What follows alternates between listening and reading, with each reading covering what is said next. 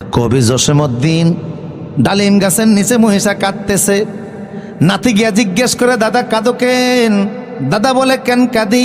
জসীমউদ্দিন বলে, কেন কাঁদি? তোরে বইলা কি হবে? কয় না, বলো। তো বলতে বাধ্য হইছে, ওইখানে তোর দাদির কবর ডালিম গাছের তলে, 30 বছর ভিজিয়ে রেখেছি দুই নয়নের জলে। নাতি যখন খোঁচাখোঁচি শুরু করছে, বলতে বাধ্য হয়েছে যে কেন কাঁদতেছে।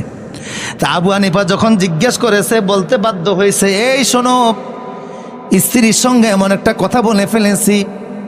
আমার স্ত্রী অনেক কালো, কালো পাহাড়কেও হার মানায়, কিন্তু সে বলছে সে নাকি সুন্দরী, আমি নাকি ভালোবাসার নজরে তাকাই না। তো শেষ পর্যন্ত বলেছি, তুমি যদি চাঁদের চাইতে বেশি সুন্দর না হও তাইলে তুমি তালাক। এখন তো আসলে বউ অনেক কালো, আমার তো জীবনের ভিতরে কালো ছায়া নেমে আসলো, আমি কি করব? আবু হানিফা বলল, এটার জন্য মাদ্রাসায় যাওয়ার দরকার নাই, আমি তালিবুল ইলম, ফতুয়া আমি দিচ্ছি। উনি বললেন, তুমি কি ফতুয়া দিবা? কয়, ফতুয়া কোরআনে আছে, সরাসরি নাই, কিন্তু আকার ইঙ্গিতে বোঝা যায় আল্লাহ 4টা জিনিসের কসম খাইছে।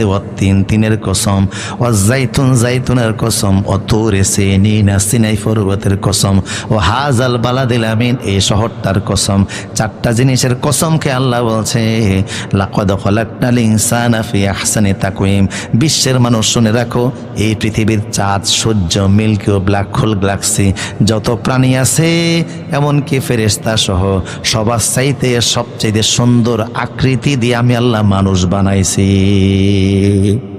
বুড়া আপনি চলে যান, তালাক হয় না, আরামে গিয়া সংসার করেন। সরাসরি কোরআন হাদিসে নাই, কিন্তু সমাধান আছে, কারণ ইসলাম এমন এক কমপ্লিট কোড অফ লাইফ। সব সমস্যার সমাধান জেনে দিয়েছেন তিনি কে?